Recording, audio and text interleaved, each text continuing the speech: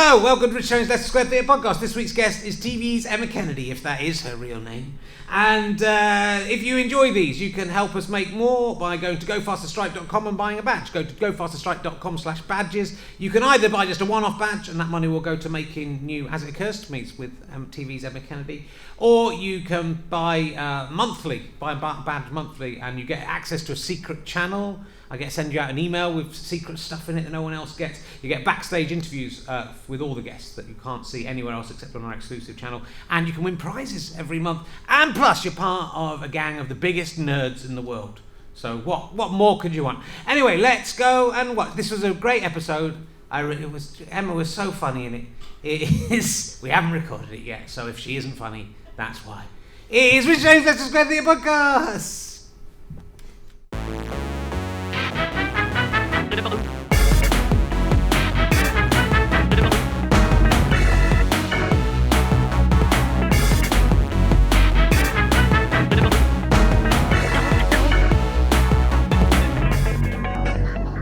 Ladies and gentlemen, welcome to the Leicester Square Theatre. There has definitely not been an embarrassing hiatus just then. And please welcome, as Richard Herring got his paper, will you please welcome Richard Herring?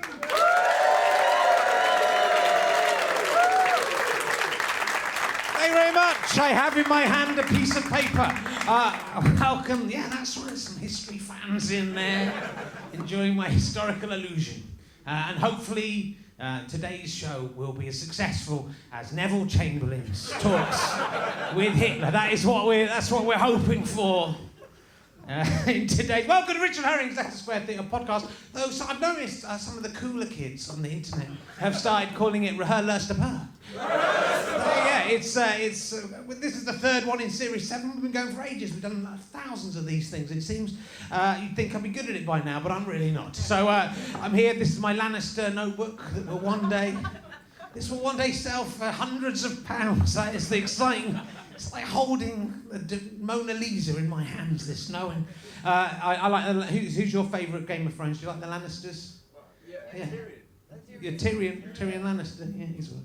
I've got. If you forget who they are, this is quite good because I in Game of Thrones I kind of forget who all. There's too many characters, isn't it? They should get rid of some of them. They've got like a handy little thing in the front there. You can. So there he is. He's the main one. Liking him makes you boring. Yeah, I like Tywin Lannister. That's who I like the best.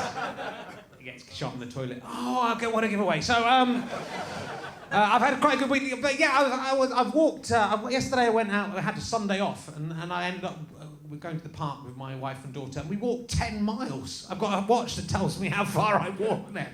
I walked down, so I'm quite tired today. But I had a lovely day off with my daughter and my wife, and then we went to the cinema with my wife to see Tomorrowland, which I really advise you not to go and see. I wish that I could go to an alternate place where Tomorrowland did not exist. That is, it's like the sliding doors of the 21st century.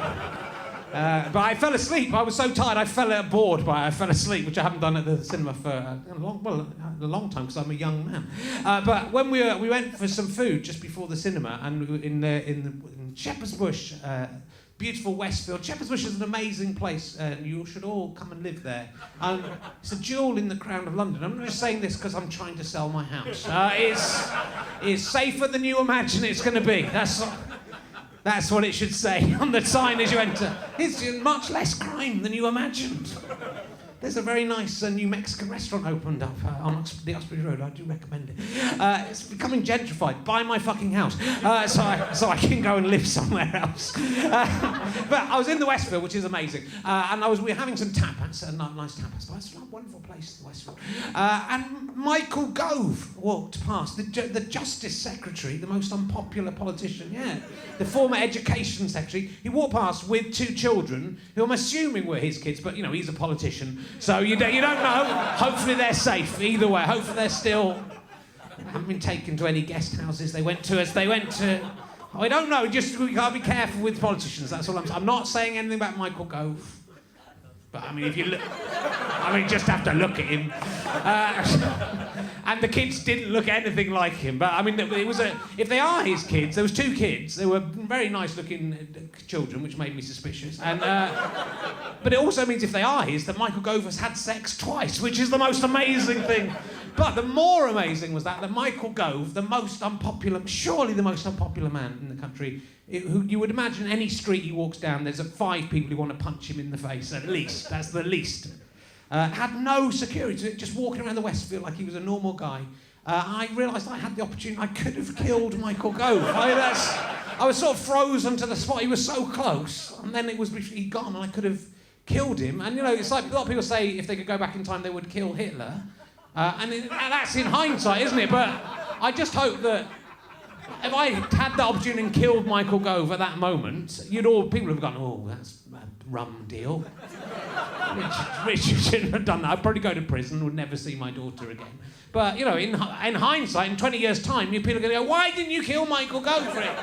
When you had the chance to do it. But that's incredible. It makes me think that him not having security guards is like David Cameron's going, oh yeah, we can't afford to do that. I think David Cameron wants him to be killed, surely, because he would definitely be killed. When I was in Eastbourne on Saturday doing a gig, and it was the same time as the UKIP party conference was in town, I was disappointed that I got less people to come and see me than the UKIP party conference. So I thought I'd change my act a little bit, try and bring...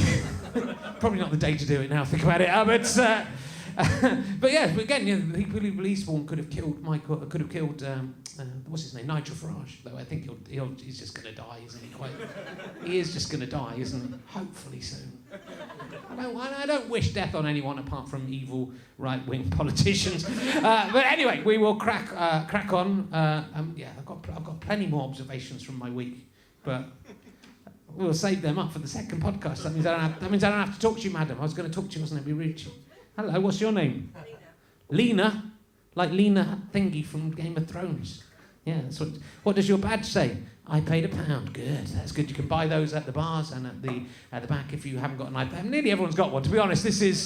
There is a few empty seats here today, which speaks volumes about our guests for today. But these are the hardcore 100 who will when the spaceship comes down, you'll all be safe because you'll be wearing that. What do you do, Lena? I don't know if I've seen you before at the gig. No, you're new to the gig. What's your job? Because you're a lady. That's quite unusual. Look, man, a nice lady. What do you do for a living? I've got my own company. You've got your own company. What does that sort of sounds like euphemistically like it's going to be? I've imagined a much more exciting company than. What does your company do? I help small businesses grow. You help small businesses, i.e. prostitutes, find. You're sort of the big, come here, and then there's one of your customers that's come in. It's good. You sort of other businesses find custom, so you're just leeching off small businesses, taking their money. Not leech. It's not leeching.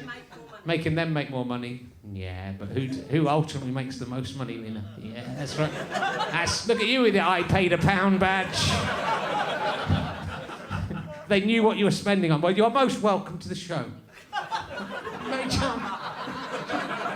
Very charming, aren't I, Andy McCage? So our guest today on this third podcast in Series 7 I'm getting all the guests to sign my book in the hope that it will make it more valuable. But I mean, if anything, this is going to make it less valuable. She is... I might just rip this page out. It says, she's not just signed it, she said, "You are a massive twat, but I still love you." She is best known from her work on the seminal ITV stand-up and sketch show Planet Mirth. That is what you will be here to see her from. She is TV's Emma Kennedy, ladies and gentlemen. It's TV's Emma Kennedy, if that is her real name. If it is, we'll find out if it is all. And not my real name. I tell you what, I forgot to do something in my opening monologue that I will do now. I have to say in my opening monologue, pretend Emma isn't here. We'll edit this together. Is from John Mason. John Mason wants me to say, "My brother Andy Mason is a fucking idiot." I think that'll be a theme of these. Hello, Emma. How you doing? I'm really super. It's been ages since I've seen you. I used to see you all the time. Ages and ages. And then it's been a long time since I've seen you. But maybe we might get to do AA Ultima. Again. We might do, the way things are going, we might do. It'll be nice, it'll be fun. Yeah, it would. I'd enjoy it. I was hoping to film the motorcycle clothing sketch this year, so I might give you a ring. Yeah, I okay. mean, you have to learn the lines. I sure like motorcycling around. So what do you? I'm trying to be like Justin Lee Collins. Yeah. In my life, just more generally. What, really? Yeah. Have Just trying you to thought live that through? I have. I've thought it through. I live Okay. my life being unpleasant and then having my Although partner. actually, do you know, I've always thought that I Yeah. would do very well in jail. Yeah. Because I'm very good at becoming institutionalised almost immediately in any given That is circumstance, true. and I like order. You do. And I think there is something in me that quite enjoys being told what to do around the clock. Yeah, I so do, yeah. I'd I love don't think it. he's ever been to jail, but I'm being No, like he him in hasn't. that he tries to get the groups of people to, when he's being charming and not shouting abuse at women and being recorded. Yes. He tries to get groups of people from the old days back together. I'd try to get the cast of Planet Mirth back together. Yeah, that'd be quite easy. It'd be quite easy. I've had two of them on this. We could do one of the old classic Planet Mirth sketches. There are no classic Mirth, but I need to say that straight away. But yeah, we could do the caravanning sketch or something. Yeah, they kept moving it around in schedules to give the other shows a chance. And, Yeah. as with much of Emma's early work, that was because she was involved with me for quite a lot. That's going to get Planet Mirth, and I'm going to try and get the cast of Robbie the Reindeer, Close Encounters of the Herd kind. I'm going to try and get that's the second episode. It's like an unpopular Justin Lee Collins, if you can imagine that. A less popular Justin Lee Collins. Well, looking at you, I can imagine it. I've So cut my hair. I've had my hair cut. So, Emma Kennedy. Yes. I've known you for a long, long time. since I was 18 years old. It's incredible. So we worked together. We met at university. Yes. And we did a sketch troupe together. The Seven Raymonds. There were 6 of us, and none of us were called Raymond. Yeah, we thought that was hilarious. Do you remember what are your memories of those early days of the Seven Raymonds? My memories were. I remember you saying we're going to Edinburgh Festival, and I rang my mother and I said, I'm going to be in a show in Edinburgh Festival. I have made it. And I genuinely believed that, you know, like Dick Whittington, that going to do a show in Edinburgh was we were going to come back with our pockets stuffed with gold. I mean, it couldn't have been further from the truth. But my biggest memory of that first Edinburgh was I slept under a coffin for 6 weeks. Remember when we stayed at the Masonic Lodge, and every single person got athlete's foot, and we had 2 bins, 2 big plastic bins, because we had no money whatsoever. And one bin was full of cornflakes, and the other bin was full of pasta, and that was it. There was nothing else to eat, and there was nowhere to wash other than a tiny hand basin that was in the toilet, and that was it.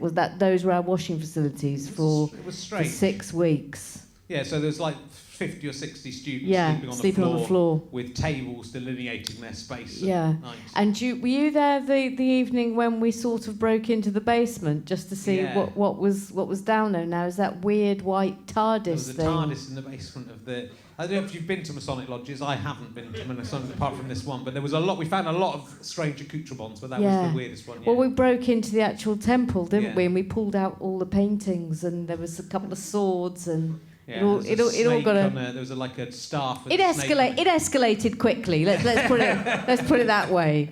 But there was that, and I also remember it because people flyer, don't they, in Edinburgh, and our promotional push was putting Mike Cosgrave in a cage. Yeah. And wheeling him up and down the Royal Mile and telling people not to come to our show. Yeah. We said he was on hunger strike protesting against our show. We pretended to be some people protesting against our show in the hope of whipping up some controversy.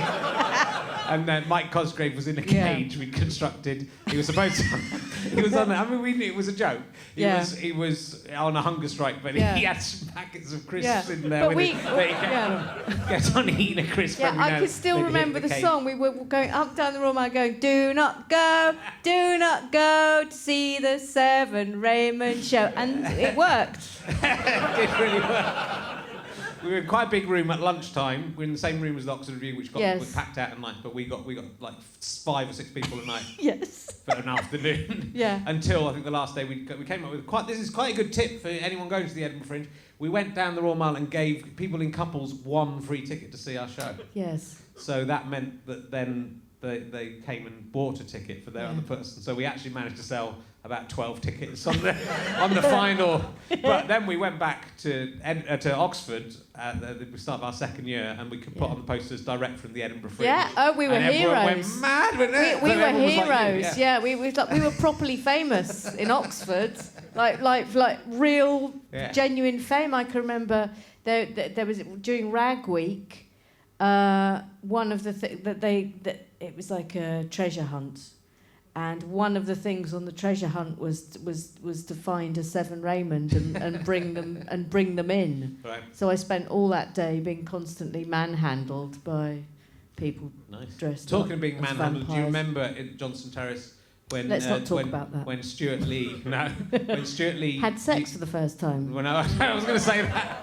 I could talk about that as well. Yeah. Well, he lost his virginity and he came in the next day and he brought us all cream horns to celebrate. Didn't he? Well, he was late for the we were rehearsing the next day. Yeah. And he was late for the rehearsal. He rehearsal. was late through sheer smugness. Nothing more. And he brought cream horns. But no, there was another incident where he used my 100-year-old ventriloquist dummy that my great-granddad had made to attempt to masturbate me. Did you witness?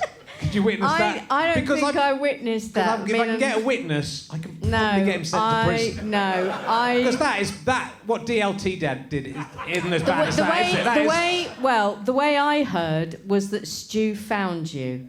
And I think the suggesting that he was making you do it is something that you need to address and face up to. Finally, we'll never. It's just like the cupboards getting smashed in Edinburgh. I got my back garden was egged this week. That's what I was going to talk. Egged. Egg who like by? An egg. We don't know. I don't know who did it because that's a terrible. Was it a bird? No. Well, if it was a bird, it was a very full chicken.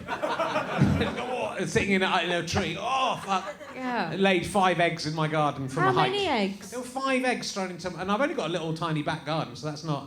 It's very spacious, if you're thinking about mine. Well... And I'll get rid of the egg before I sell it. There's got to be suspects, haven't there? Well, I think, the most likely thing is it's the kids who live next door to us. Right. Have they got a grudge against you? Well, not really. There's a family, and they're all sorts of different ages. Yeah. And there's some really little ones, and there's some grown-up ones. And there was a teenage one when his mum was away. He was playing his music really loud one night. When my wife was pregnant, she was trying to get to sleep, and or maybe it was just after we had the baby. Either way, it was very annoying. And so she went round to tell him to shut up, and he didn't shut up. Yeah. And then she had to go round again, and then that time he shut up. What state were the eggs in? Were they boiled? My wife's eggs or they were raw eggs, so they were thrown. I didn't notice they were thrown land on my sun lounge, and one of them didn't break. All the CSI evidence points to it being one of the kids from there, because the way they splattered it looks like they've come. But recently, the comedian Stuart Goldsmith, who does an excellent podcast where he interviews comedians, don't know where he got the idea from. He moved in suspiciously to the house that backs on to mine. Now that's strange. That's a strange coincidence. That is a strange. It's almost like he's thought, how can I get back a rich herring for winning all the awards and getting lots of people? Yeah, I'm going to egg the fuck up. I'm going to wait until a flat become available near to him. It's like Day of the Jackal. He's got his eggs ready. And we've had those eggs for years. Then he gets that flat and then he throws them. So it could be Well, be worried because maybe he's just practicing with eggs first before he actually takes you out with a bullet. Exactly. So, I'm just putting that out there. It's terrifying. I mean, I don't want to worry you in your own home environment. I'm already worried. I'm worried someone who lives near me or a bird who doesn't like me has decided to throw eggs. I think it's just youthful high spirits on the part of Stuart Goldsmith. Or just someone who doesn't like eggs and just wants to get rid of them. Someone's stolen these eggs, get rid of these eggs. Someone who was juggling with eggs and it just all went wrong. So, I mean, I saw... Good, well, I'm glad you've sorted that As I out. explained. Well, that's an interesting, because that leads us into this question of I could have murdered Michael Gove this week if I'd acted more quickly. Yeah. I had a bottle of beer, I could have just smashed it and gone and blasted him. Yeah. I know some people think that would be wrong. Not a jury in the land would have sent you down. I don't think there would be. I think, well, I'd be a sort of hero and in prison. But I'd be a folk like hero. that bloke who pied Rupert Murdoch. Yeah, it's similar. A sort of slightly more aggressive version of that. What's his Johnny Marbles? Yeah, Johnny Marbles. I liked that. I thought that was good. I thought he got a harder time than he deserved for that. Well, it was pathetic. He did slightly assault an octogenarian, even if that octogenarian was as evil as the Emperor in Star Wars. I think it's kind of good fun. We went again when we were at university. I suppose a lot of these people were around. Have you ever had the opportunity? You've been in rooms with people and think. I've been in rooms with people. Yeah. You've been in rooms with lots of famous people. Yeah. You could have killed people and saved. Who could you have killed that would have people now? The most famous person I've been in a room with? Well, or the person who deserved. If you'd managed to kill them at the time and stop their crimes, that's what I'm saying. I could have killed Michael Gove in the early '90s when I worked on Stab in the Dark. Well, hello. We could have killed David Cameron and Boris Johnson. Yeah. We could have killed them dead. They were at Oxford at the same time as us. Yeah. Didn't notice. I mean, it's like someone's put drunken horses in charge of the country. It's baffling. They were horrible. I think Michael Gove actually was president of the Oxford Union, and he's the only one I remember. But he was because we actually there was a comedy club in the Oxford Union in the cellar, which is where we all sort of started out doing our stuff together. We never went there apart from, I didn't, I wasn't a member of that, but we got to go with this. And there was pictures of them up. Michael Gove's picture was him in his stupid glasses wearing a kilt in his picture. And I really remember that in his stupid smug face, pretending he deserved to wear a kilt. I remember all the antics of the Bullingdon Club. Yeah. That was kicking off all through those years. The years that Boris Johnson and David Cameron were members of the Bullingdon Club. Yeah. What kind of things did you hear they got up to? Well, they trashed the restaurant. Yeah. They did that. There was the incident with allegedly. There was the incident with the tramp and the £50 note, burning the £50 note in front of a tramp. There was that. Yeah. Well, now they've kind of taken that idea and expanded on it into a national level. I mean, at least they're consistent. I'll give them that. I mean, if you'd seen them burning a £50 note in front of a tramp, I think you'd have been justified in killing them. And then, I think that at least morally, and then think what we'd have said. But you could have killed them, and then someone worse might have come along. Yeah, that's true. Don't know who. It's hard to think. Anyway, yeah. So that Nigel Farage. Nigel Farage. He's never going to get any. He's a nice guy, Nigel Farage. Have you met him? No. I slightly want to meet him. Do you? Yeah. Yeah, I don't think. I have the same thing about Katie Hopkins. I slightly want to meet him. I was on Have I Got News for You the first time I did it the week after Nigel Farage had been on, I think, for the first time. Yeah. And I had a Hitler moustache at the time. and everyone was saying, what's this Hitler moustache about? And then I said, well, I just wanted to make sure that you could get a guest who was more right-wing than the guy who sat here last week. So I was close. I've sat in the same chair as Nigel Farage. Yeah, nice. But it's the same. Hitler survived in 1923, didn't he? The Munich Putsch. They were walking down the street, and the guy next to Hitler got shot dead. And then Hitler always used that as an example of why he was meant to. Now this is interesting because I found myself in a room. Yes. With Michael Morpurgo. Now I didn't want to kill him, but he told me an amazing story that he was working on something. That he wanted to do a documentary about a British soldier who was in World War One, and he was sort of like the World War One equivalent of American Sniper, and he'd killed hundreds and hundreds and hundreds of Germans, and he was a bit of a hero. And on this one day, he'd killed like more people than he'd ever killed in a day, and he was just fed up of killing. And he found this German corporal, and he let him go. Let him go. He said, "I'm not going to kill you. I'm letting you go." It was Hitler. It was Hitler. And Hitler had a picture of this British soldier on his wall for the entirety of his time as head of the German forces. Wow. Yeah. And I suppose it is true because Michael Morpurgo told me, and he wouldn't make that up. It's a good story, but when you film it, the guy has to go, well, sorry, sir, what's your name? And then he has to turn around and he goes, my name is Hitler. Adolf Hitler. You have to say it in that. Yeah. Well, why are you saying it like that? Yeah. That doesn't mean anything at the moment. You'll see why I'm saying it like that. I'm Adolf Hitler. Remember my name. Like an X Factor reject. This isn't over. He had a lot of problems. He wasn't that nice a guy, Hitler. So that's my summation. He's getting a lot of mentions today in today's podcast. He's still famous. That's the thing. If you say what you like about him, you won't forget him. Still talking about him, aren't we? You won't forget him. You'll still be talking about Katie Hopkins in 100 years' time. And I always think that, because I'm going to be doing Hit Them Stash as one of my run of 12 shows here at the Leicester Square Theatre. Come and see them all. In August and September, I thought I might this time. Are you going to have I'm going to grow a beard and then I'm going to shave just before the show. Just for that one show. But I also thought the one thing I wanted to do, which I didn't do, there's a statue of Charlie Chaplin out there. So I'll go and put my picture taken with my Chaplin moustache. Yes. With Charlie Chaplin, but so that's something to look forward to. I think that was all I was going to say about that. Let's move on to. I'll ask you an emergency question. We have an emergency questions for when I clam up and can't think of anything to say. Yeah. So I'm going to ask you one of those right now. Yeah, I'm on tenterhooks. You should be. Let's hear it. This is Desert Island Dicks, this is called. Desert Island Dicks. If you were sent to a desert island, could you choose 8 Richards that you would take with you on that?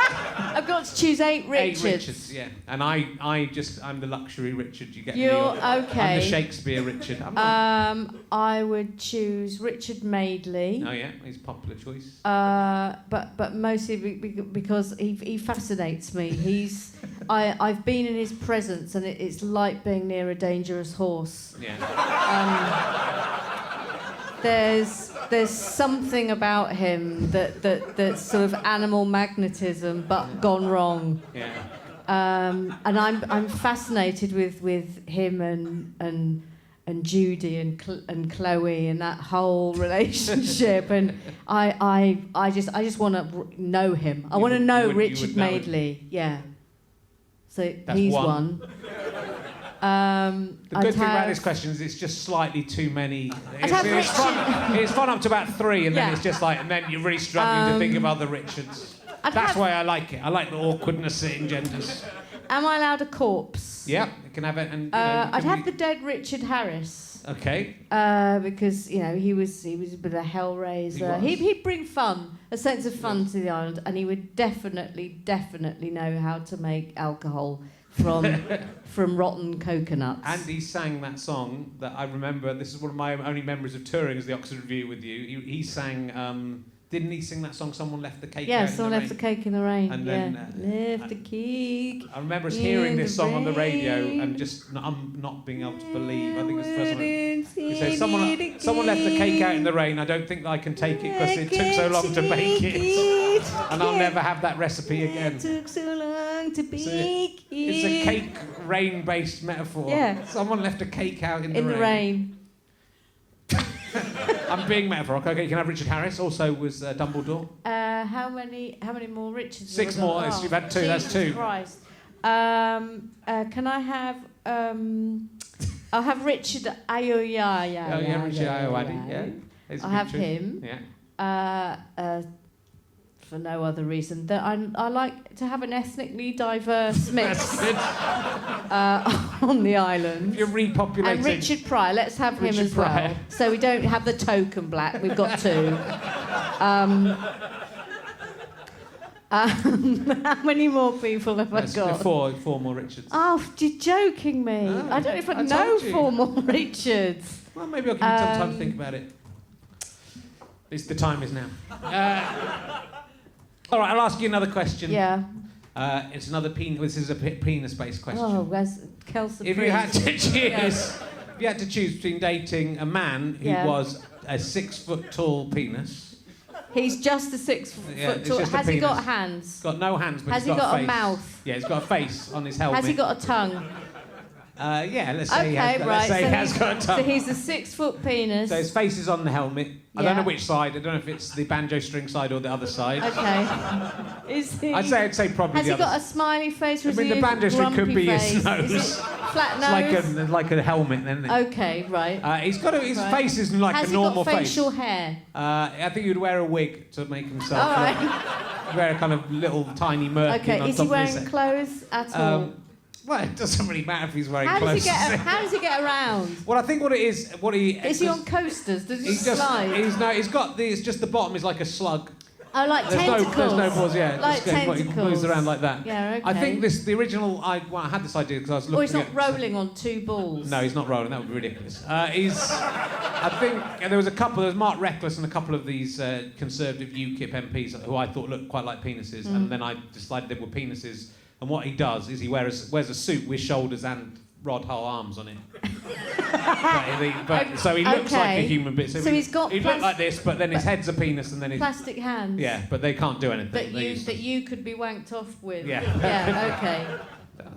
Okay. So that's choice number one. That's maybe or Actually, could we have the old wooden nulled hands of your 100-year-old Yeah. ventriloquist doll? Well, they made a papier-mâché. Might be a deal breaker. I They made can't a- say. They made a but it might- papier-mâché like that. Yeah. All right. Yeah. Okay. I'm sorry, like that they were. Like that, straining. Dream on. Or a man who instead of penis had a tiny man in just there. It was like a man. He's a living man, and he's facing the man. So he's face to face with the man. Hang on. Feet down. Hang so on, instead of a hang on, penis, hang on. when he opens his trousers, wait, because I can't get my head around the tiny man. So there's a 6-foot penis or a tiny man.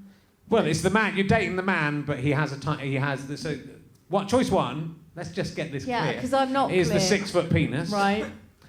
Choice two is a man. Yes. He's a normal-looking man. Like you. No, probably better looking than me, if you can imagine. Almost certainly. And but instead of a penis, he has another tiny man. Another there. tiny man. And maybe all the way round to infinity, and then the tiniest one has a really massive man as his penis. So then So it's a man with a man, Yeah, it's a or man. a 6-foot penis. Yeah. I'm going for the 6-foot Yeah, penis. good choice. I think now you've said about the hands of the ventriloquist Yeah, dummy. see, I it's now a am game more changer. interested. In Yeah, that. it's a game changer. Before it was because of things like 2 men you could have a chat with. Yeah. You know, once you've been in a relationship a long time, you know that side of things fades away. It's just about chatting and having a nice exhausting time. having sex. It's exhausting. Unpleasant. Generally unpleasant. And back to Emma. You've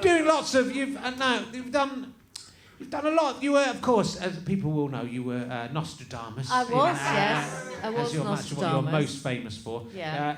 But you did lots of comedy shows and comedy acting throughout Yeah. the 90s. Well, that's what I want to talk about before that, though. Yeah. So you left university and you became, rather than joining the rest of us in our Yeah. merry band of being horrible 20-something Yeah. performers, Yeah. you went and became a solicitor. I was a solicitor. Yes, I had a secretary called Madge. And what kind of soliciting did you do? I was a litigator. Right. So I was the person who is supposed to thump desks and go, yes, we are going to sue them and we're going to go to court and we're going to be really aggressive. Right. And people would come in with plastic bags full of documents. Yeah. And they would rant at me for an hour because, generally speaking, when people go to see a solicitor, they are furious about something. They're really, really angry about something because everything they've tried up to this point has not given them satisfaction. That's sort of the starting position when someone comes through your door. So they're really angry, and they would rant at me for an hour, and then I would sit very quietly listening, and then at the end I would just go, oh, let it go. It doesn't matter. It really doesn't matter. It's going to cost you a lot of money to deal with this. Yeah, this this is the thing, is that I did feel a moral sense of duty to tell people how much it was going to cost them if they want to actually take legal action against them. I mean, people could lose their houses. Yeah. So I always used to try and deter people. It was much easier work representing someone who was being sued, or might be going to jail. That was always a bit easier. But I did do some good things. Yeah. There was one point where I was acting for a woman, and she was in a very horrible divorce situation, and her husband kidnapped the children. And I got this frantic call saying he's taken them, and he was going to take them to another country, and she would never see them again. And I got to do that thing where you alert all ports, and that was quite exciting. And I got a call. We caught them at Dover. Oh, wow. And the police rang me and they said, we've got them. And I got to make a phone call to the mother going, your children are safe. And I felt pretty good about that. That's quite nice. Yeah. Well, Bob Morter was on a couple of weeks ago, and he was a solicitor as well. Yes. And he said one time he forgot to get a couple to sign their mortgage. So essentially they had a free house. So he had to send his friend round, pretending to be like put him in a hat and said, go round and get them to sign this thing. So he had to persuade these people to sign this thing, otherwise he would basically have probably lost his job. That's amazing. Did you make any terrible errors like that? No, I didn't. No, I was good. Yeah. So what was the thing that swayed you away from soliciting? It was just a moment, really. I was just sitting on the tube, and it was about 6 o'clock in the morning, and I looked down. I was on the Northern Line, and I looked down the carriage, and everyone looked grey and ill. And I just thought, oh, for fuck's sake, this is like the next 40 years of my life. And I got off the tube and I went up to the senior partner's office, and I said, oh, I've got something to tell you, I'm leaving. And he said, he immediately thought I'd been headhunted. How he thought I'd been headhunted was another matter, but he thought I was going to another firm. And I said, no, I'm not. I'm going to leave, and I'm going to write some comedy now. And he literally laughed for half an hour without stopping. That's a good sign. And then he said that, and then he literally went, brilliant joke. Who put you up to it? And I went, no, I am. I'm resigning. I'm resigning. I'm going to go and get a part on Planet Mirth. And then when that comes out, you'll see I've made the right choice. You'll see. When I told my mother, she literally had an emotional eclipse, the like of which you have never seen, and took to her bed for about 3 months with a sort of Victorian illness. And then I introduced her to Rory Bremner, and she thought it was lovely. But I suppose you were watching a lot of your friends had spent those 5 or 6 years before? Yeah, you were doing really well. Yeah, you were actually on the television. We were. Yeah, you'd done brilliantly. Sue, your friends were doing very well as well. Well, that was my first job, was writing for them. Yeah, they weren't quite on television yet. No. They were, but they still are. So they've won. They were about to do. Not who's on telly first, is it? It's who's on telly for the longest. That's what. Filming yourself in here doesn't count. That does not count. But the first time I saw Mel and Sue was at Edinburgh Festival, and it was just me and one other person in the audience. That was it. But God bless them, they've done all right for themselves. I remember going to a party at Edinburgh where I think it was a Cambridge Footlight party that I think Sue was at, and all I remember was stealing bottles of wine. It was Mel. Yeah. Yeah, I just stole a bottle of wine. I went in there and stole some wine. Well, we went to Cambridge. We weren't really into this Oxford-Cambridge rivalry thing particularly, but we did a gig in Cambridge and we stayed in a college in Cambridge. We were kindly put up in a college as we did this gig. Yeah. And we stole loads of signs off the wall. Stole everything we could get our hands on. Yeah. With screwdrivers. We took stole everything. Proper signs off the wall. Hid all the booty under a carpet when we were clearly, like, someone came to look, to ask to check us over. But I can remember going to a party at Edinburgh Festival when we were invited round by the Cambridge Footlights. And we stood outside and you turned to me and you said, right, let's really shit them up. and then we just went in and went, hello. Hi, thanks for having us, thank you. I think that was the day of my... I think it was my 21st birthday was the day that we were in that Cambridge College. I think that's the day I turned 21. I'm pretty sure. And then we drank Newcastle Brown Ale, and we'd been rehearsing all day. It was very depressing. Then we stole some signs off a wall of an ancient college and just probably threw them all in a bin. What Actually, I think I've still got one. Oh, have you? Let's give it away as a prize. Yeah. And you've been on Jonathan Creek. Now that's an interesting story. Yeah, go on then. So in Jonathan Creek, at the end, I played a post officer, and I end up in a bath of porridge. That's right. And it wasn't an unpleasant experience. It was actual porridge, and but it was very uncomfortable. You say that as if it might have been something. It wasn't Alan Davis's spunk. It was actual porridge.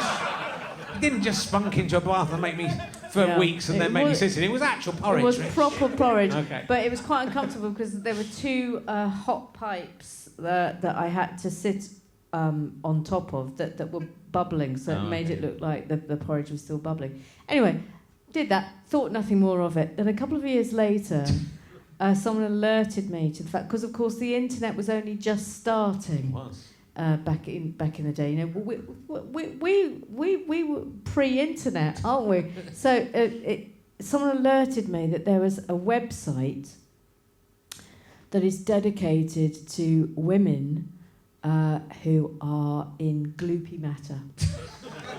So wet sand, you know, sand, wet sand, quicksand, mud.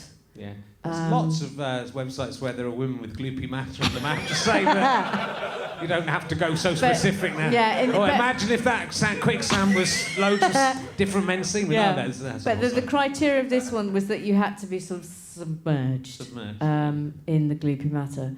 And so I am now sort of a pin-up in the wank bank for gentlemen who like women submerged in gloopy matter. Nice to know. Yeah, do give it's me a the skill. address of that website. I should be able to Google it. It should be fine. And what do you remember about being in the very important and seminal TV show this morning with Richard Not Judy?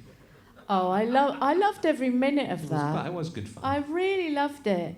I really loved David Collins. I used to sit and chat to him in my dressing room. Someone found me doing it once, and I wasn't even embarrassed. I just said, "No, I love David. I properly love David Collins." But we just had so much fun doing that show. I loved everything about it. There was one point where, because obviously I was the curious alien as well. Obviously. But there was one point where I was standing and I had horse's legs. I had the false man's chest with Robbie Williams' tattoo on it. I was wearing an alien on one arm, and I had a long grey beard, and those eyebrows and the hat. And I thought, yeah, this is what I want to do. They've knocked the Riverside Studios down now, have you seen? Have they? Yes, it's a pile of rubble. Oh, no. Yeah, everywhere, in fact, everywhere associated with this morning Original Duty. Seriously, everywhere has been either shut down, destroyed, burnt down, or destroyed. The Battersea Arts Centre, where we did a lot of our previews, has burnt down. Well, it's all right, it survived mostly. The BBC has closed down. I went past there the other day and they're all digging that up. It's really horrible. And Riverside smash. I used to really enjoy as well doing the things that fall out of cupboards. Yes, that was... The Greg Everett, I loved those. And Paul Putner was so funny. He was just brilliant. I loved every minute of doing it. I was very sad it was cancelled. Well, maybe we'll do another series sometime. Well... Yeah, just waiting for the call, really. See, they never said it wasn't coming back. Do you know what? Never give up. Never gonna give up. Never give up, Harry. It's only 16 years ago since it finished. They're bringing back TFI Friday. They are. Yeah. Do I have to work with Stuart Lee, though, if they bring it back? Yes. Okay, never mind. And you're doing incredibly. There's so much to talk to you about, but you're doing so incredibly well at the moment. You're doing a lot of writing. Yes. I've been reading your latest book. Yes, Shoes for Anthony. You've written lots of books. You've written 9 books. Yeah, so you've written books about your family. Yeah. And that's been adapted into a TV show. Yeah. And you've written children's books. Yeah. Wilma Tenderfoot. And then I thought, this will be the usual knockabout poo-based material that Emma Kennedy is famous for. I must ask you about that. It's a tear jerker. It's about a Welsh child who doesn't have any He's 11, shoes. He's got no shoes. And he becomes the first Welsh person ever to have shoes, and it's set in 2014. Yeah, first it's about him walking around. I got some shoes. Look at my shoes. Oh, look at that, I got shoes. That's what I've read the first 2 chapters. So it's good. It's gripping stuff. Yeah, is it? Well, it gets more gripping. So it's about the Bevan boys and the miners in Wales. So how do you know about all this stuff? Because my dad's Welsh. Have you not noticed? I know, but it doesn't mean you know. He can tell you all about the war and living in the village. And it's set in World War II. Set in 1944, a month before the D-Day landings.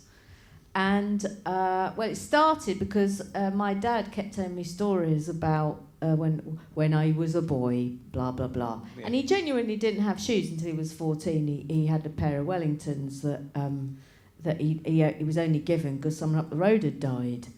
And they were proper poor. Like my dad didn't sleep in the bed because his elder brother's got the bed. He slept under the bed on a coat. Yeah. And he had pictures of shoes glued on the walls because he was obsessed with shoes because he didn't have any. And he used to stand with his nose pressed up against shoe shops, staring at the shoes, just thinking, I wish I had some shoes. But don't get me wrong, the book's not about shoes. Even though it's called Shoes for Anthony, that's an allegory. It's an allegory. So the actual story is Anthony has 2 elder brothers who are down the pit. His dad's down the pit, and this was exactly what would happen. All the boys that were of an enlistable age were not allowed to enlist. They were called Bevan boys, and they were forced to stay at home and go underground. And this caused great sense of shame and emasculation, and there was a real sense in these small communities that the war was entirely passing them by, which is a weird thing to sort of regret that they were missing out on everything. And they used to go and sit up in the mountains and watch the bombing raids going into Swansea and to Cardiff, and sort of weirdly, we're missing out on everything. So in classic storytelling tradition, at the end of chapter 5, I give them all what they wish for, and the war very much suddenly comes to the village. Because I found out 2 things in doing research for it. I found out that planes used to regularly crash into the mountains, both German and British planes, and that the Americans sent all their troops to the Rhondda Valley to train before the D-Day landings, which is why it's set a month before. So 2 things happen in it. I won't tell you in case you go out and buy it. But it's a be careful what you wish for sort of story. Yeah. But these things used to happen. I was told a brilliant story that a German plane once actually landed. It didn't crash. It landed near Treherbert, and the German aircrew got out, and they walked to the nearest house and knocked on the door, and they said, "Can we have a cup of tea?" and the woman sort of let them in and gave them a cup of tea, but not in her best china. It's proper good. I have to say, I mainly knew you from the poo stories that you told me. Have you got any new poo stories? Come up. There was the one about the man who ate... Oh, have I told you the one about the A-list film star in the hot tub? No, I don't think so. Okay, all right. I can't remember anything. Right. Have I anyone who obsesses about as it occurs to me? No, let's go. Okay, so I won't mention his name, but he's gone away for a spa weekend. Yeah. And he's... let's just say he's well known for being in a double act in films. Okay. Yeah. So he's gone to a spa, and he's in the hot tub, a very posh hotel, and he's lying there, and all of a sudden he looks down, and a massive turd has parked itself on his chest. So someone has done a shit in the hot tub and abandoned it. And so what he did was he got a plastic cup and he scooped the poo into it and he took it to reception and handed it in as lost property. Is it Oliver Hardy? No. I'm out of ideas. Yeah. Did he ask them to change the water in the spa? I don't know if we did that. It's probably no. good for you, right? Yeah, probably. There's a website you can go to that someone would... Have you seen that video clip of the models that are all in the hot tub, and one of them literally shits herself and has massive diarrhea in the hot tub, and you've never seen three people get out of a hot tub quicker, apart from her. She just stays. It's sort of awful, but it is funny. But, you know, I wouldn't expect shit to be in a hot tub, but pretty much everything else is going to be, right? That's I mean, someone's definitely wanked in there every time. If you've been in there and it's past the first 15 minutes the hot tub's been open that day, someone has definitely wanked in there. Yeah. Definitely. Yeah, and definitely. It might have been me.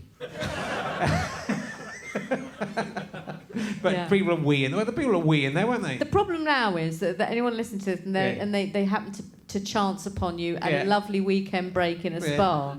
And they see me coming out. Anywhere near the hot tub. He looked very relaxed as he was exiting, didn't he? Because when you ejaculate into water, of course, it kind of becomes... I love how you say, of course, to me, as if I know.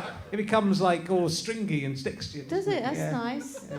Sort of comes back and attacks you. It's like the sperm. They come out and they go, hey, we're about to create a baby. And they go, hold on, this isn't a woman's vaginal canal. This is some hot, soapy water.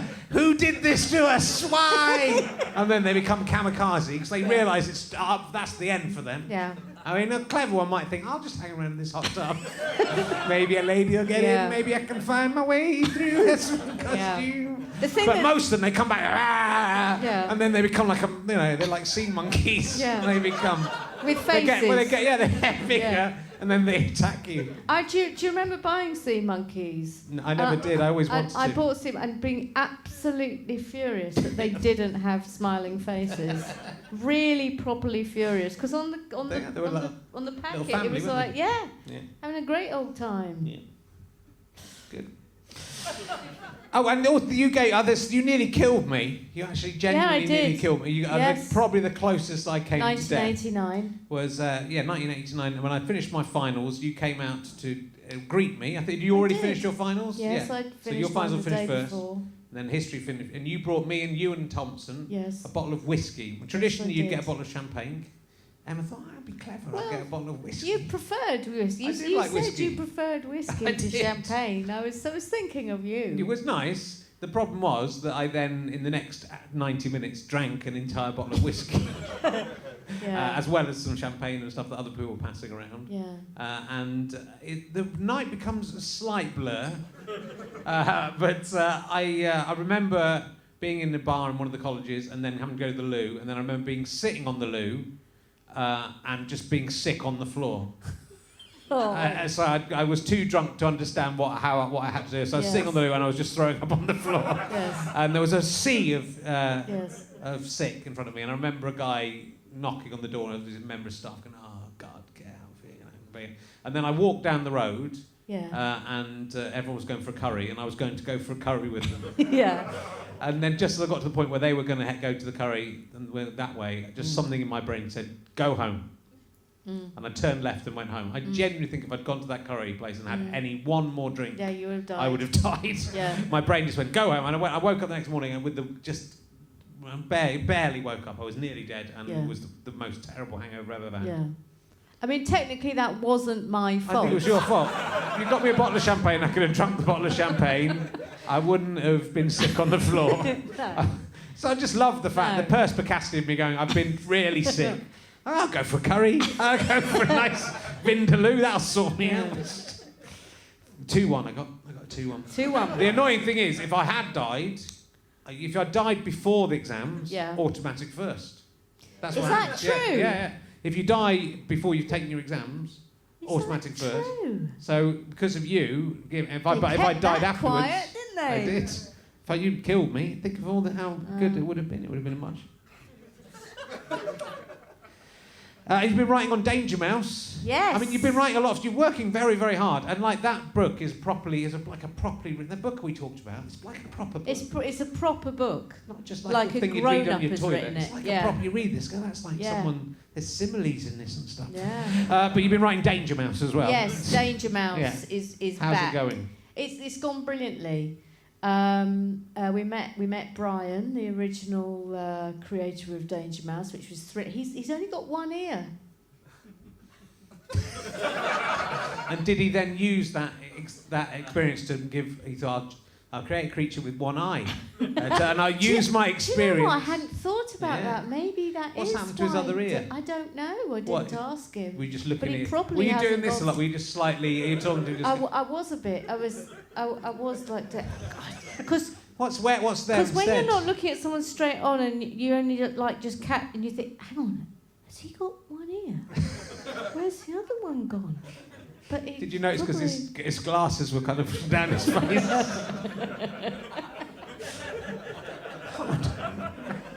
What was now there you instead say of his that, ear? it was a bit like a bit slopey on one side, yeah. But that's been brilliant writing Danger Mouse because I loved it first time round. I haven't seen the finished product yet, but the animation looks absolutely brilliant. And the actor Kevin Eldon is Penfold. Yes, and Alexander Armstrong is Danger. I haven't heard them, so I don't know what they're like.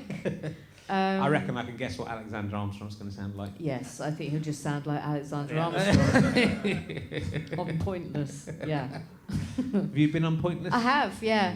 How did you get on? I did pretty well. I did very well. How did you get on? I did How really did you? pretty well. I've got the trophy. I did pretty well. Because I won my episode of Pointless. I don't know how you got on, Richard. I can't. It's not really that important to me. Doesn't really matter now. It's not that. It's something I did. It's forgotten. Yeah. Like this. Yeah. Like this other stuff I've done. I just don't think. Never give up.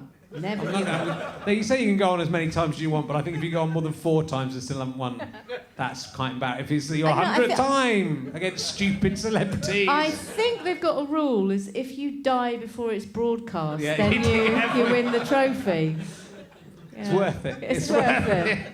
They could just give me one. I mean, I was really good on the last. Robert Webb was my partner on the last one, who's going to be a guest. And how did you get on with that one? Well, I did well. We did well. We squeaked through the first round. We were a bit lucky, and then I got a pointless answer. Oh, did you? Well done. And then Robert Webb fucked it up.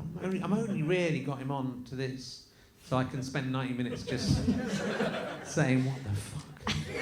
What were you doing?" You have to do a country ending in a vowel. He went for something. What did he go? Like something from Mexico or something. What a prick. Go for any, because there's so many. He only had to get under 9. Yeah, Libya. So many he could have done. Yeah. Anywhere in Africa. Anywhere. Eritrea. Eritrea would have been. That would have been a good one. Would have been scored some points. I had a few up my sleeve. Moldova. Yeah, that would have been a good one. Why can't I go on with you or someone? I want to go on with Ben Moore. They won't let me go on. We should. Okay, we should go on together. Then it will still Lou. You'll fuck it up. No, we won't, because I'm a winner. You are a winner. You also won Celebrity MasterChef. Spoiler alert. Yeah. Hashtag spoiler. Hashtag spoiler. Anyone watching the 2012? 3 years ago, yeah. 2012, the greatest year. Couldn't come to my wedding, could you? Because you were going to be in the MasterChef final. I was cooking, yeah. And I'll let you off because you won. Oh, thanks. And you've never invited me round for dinner. I've never seen you cook a thing. What I am very good at is going to people's houses and catering for them for a dinner party. Are you? So okay. I will offer this to you now. Okay. If you would like to have like a farewell dinner at your house when you move, please someone buy his house. Then I'll come round and cook for you. Okay, great. I do a lovely range of canapes. Oh, lovely. Yeah. It's good to have a skill, isn't it? But it's a backup. It's a good backup. I haven't got a backup. That's my problem. I've got to carry on doing this. It's a good backup. You've like friends with loads. Since you were friends with me, you've just become friends with loads of really famous people, like Scully and Mulder and Scully. Yeah, Gillian Anderson. Yeah, I go around her house now and play games. That's mental, isn't it? Crazy. Can you get her on this? You can tell. Yeah, I probably could. Yeah, I can't at the moment because she's off filming X Factor. Yes. Oh no, I've revealed the 4th judge. She's off. Yeah. She's off doing X-Files again. She'd be good, wouldn't she? Stuart Lee once stood behind her. She's fun. You'd like her. Yeah, but she is fun. Yeah. Stuart Lee once stood behind her in a shop in Canada, and she spoke to him. I think she was probably flirting with him. Do you think the young Stuart Lee? It's possible. 1997. Yeah, it's possible. He was good looking. Yeah. She was nice looking, and still is nice looking. She is nice looking, yeah. And you're friends with Alison Moyer. Yes. You've done How We Met with Alison Moyer in The Independent. Yes, I have. Yeah, I'm friends From with off her. of from Yazoo. Yeah. She drinks that Yazoo all the time. She loves that Yazoo. Was Yazoo named after? Was it Yazoo the drink? It's a quite unpopular shake drink, isn't it? Yazoo. Are you was it thinking named of after? Yalu? No, there's Yazoo, isn't there? There's a drink called Is Yazoo. there? Is there really? It's like Panda Pops. It's like an unsuccessful yogurt-based drink called Yazoo. Oh, I've no. literally What not, is it with you I've and not yogurt? I've not thought about it for a long time. I think I've never had a Yazoo. Has anyone ever had? This is brilliant Peter Kay that no one remembers material. Has anyone ever drunk a Yazoo? Yeah. What is it? Chocolate milkshake. A chocolate Oh, milkshake. it's a So chocolate Yazoo. milkshake. Was the Yazoo named after the band Yazoo, or was the band Yazoo named after the drink Yazoo? I think the milkshake was inspired by the band. Oh, I think let me just get a little shot of that guy because he's quite confident. He's quite a confident fellow. We can use that shot, Chris, when he's saying that. He'll pretend. Just move your mouth a bit. Yeah, good. We'll use that shot. I tell just you use that what, shot. I will ask her, and then Yeah. I can relay the news back to you, and then you can confirm or Okay, I'd like to deny know. in a later podcast. Upstairs at Eric's. That was Yeah, their. that was their first. I played album. Eric's. I played Eric's. Yeah, it's Mm. in Liverpool, I believe. Any of the Wikipedia nerds confirm that? Yes, thank you. I've played that venue. Oh, that's Is good. it across the road from the Cavern? Yeah. Yeah, okay, that's the guy. Are you Paul McCartney? Because it'd be amazing if we had someone more. We got a kind of couple of no marks on the show today. It'd be amazing if Paul McCartney was just watching. He was sitting there going, "I wish I could be on this." Maybe if I go along and sit in the audience, they'll spot me and say, "Oh, do you want to be on next?" If you're watching Paul McCartney, if you want to come on, I don't know much about your music. I do actually. I quite like Paul McCartney. I used to have a good joke. About Paul McCartney, but he's ruined it, and I've ruined it by explaining this joke Why? about Paul McCartney. We'll try it on But the me. joke is, what walks with 4 legs in the morning, 2 legs in the afternoon, 3 legs in the evening? Paul McCartney. Paul McCartney and his wives. Oh.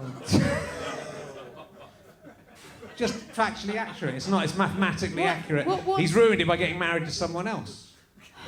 What's most troubling Yeah. is that you are now in charge of another human being. I think it's the wittiest. That's honestly one of the wittiest things I ever came up with. I was so annoyed when he got married again. Yeah. Why couldn't you have made it work with Heather just so my joke, my beautiful joke could work? Poor old Heather. Yeah, I think she's done all right out of it. Yeah, she's done all right. She's gone okay. So, well, we might have done enough. What? It's flown by. We might have done enough. Let me just check if there's nothing else important to talk about. You were going to Yeah. ask me about Bugs Bunny, weren't you? No, we've done that Oh, we've backstage. done That's that. a secret for That's backstage. a secret. Yeah, if you have to pay £1 if you want to hear us talking about Bugs Bunny. You were in a very British cult. Yes, with you. Trying to get the cast of a very British cult back together. We've had you, Miranda, and me. Miranda, before she was famous. Yeah, Jerry McNulty. We played a husband and wife in. Yes, we did. We were in bed together. Sweet, I remember Never that. give up. We did say we would get married when we were students. I did talk We about this did. backstage, and we got to When we were 40 and we were 14. married. And we were both 40 and we weren't married, Mm. and we didn't get married. Mm.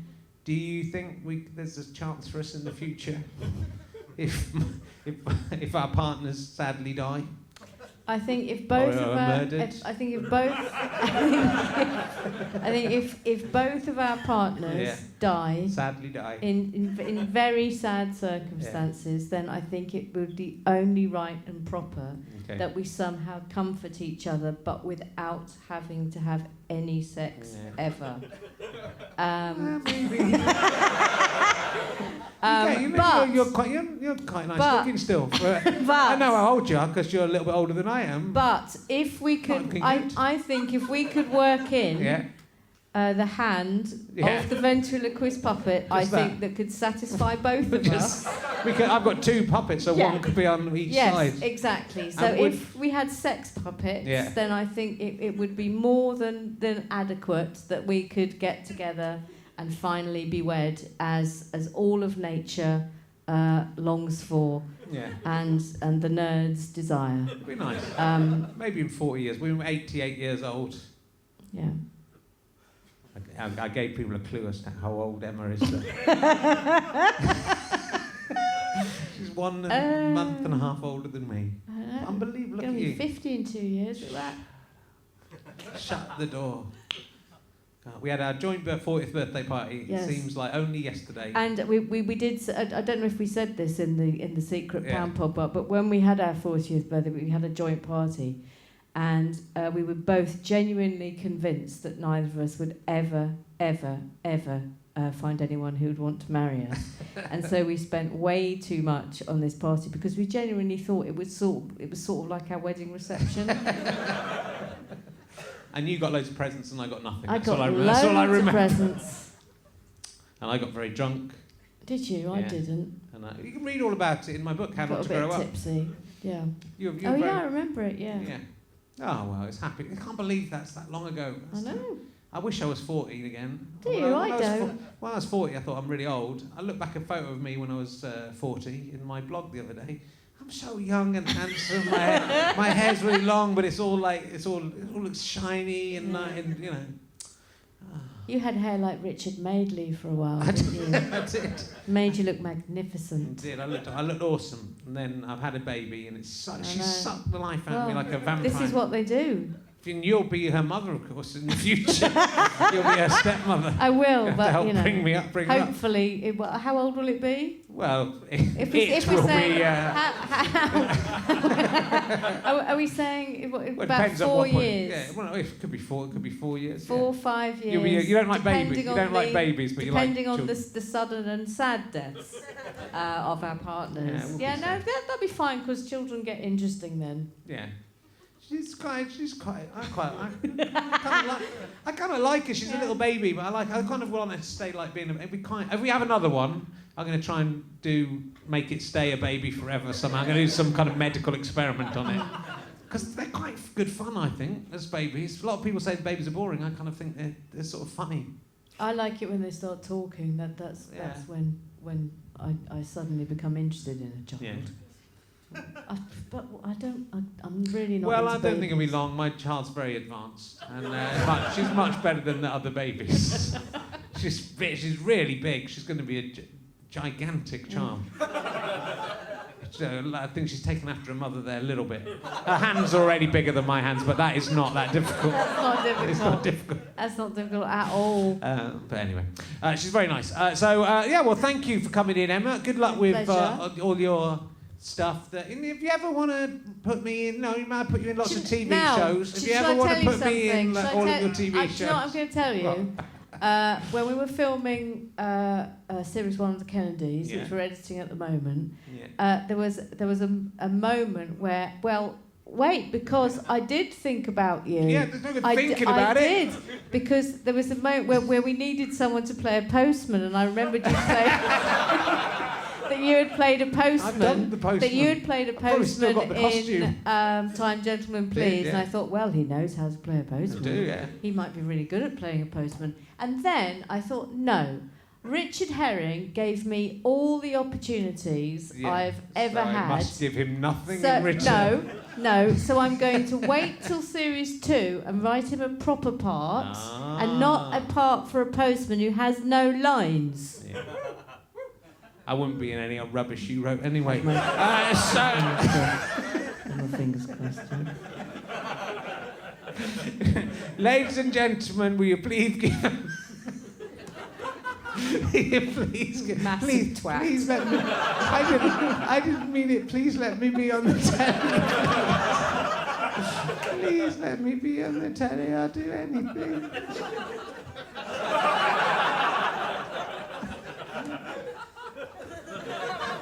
Ladies and gentlemen, it's TV's Emma Williams Kennedy. It's Emma Williams. That's her real name. Thank you very much.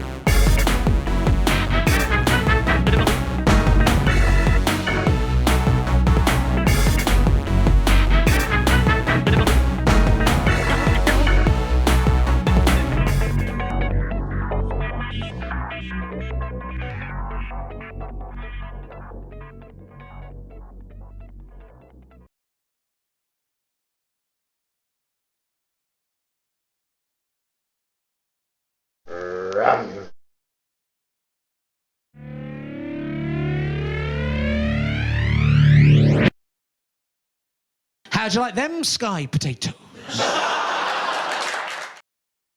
Thank you for watching Rich James Leicester Square Theatre Podcast. If you enjoyed that, go to gofasterstripe.com, buy a DVD. If you like, buy a badge. All that money will come to me and I will actually make some money if you buy a DVD. If you buy a badge, you'll help fund the future stuff and maybe get access to a secret channel. gofasterstripe.com/badges.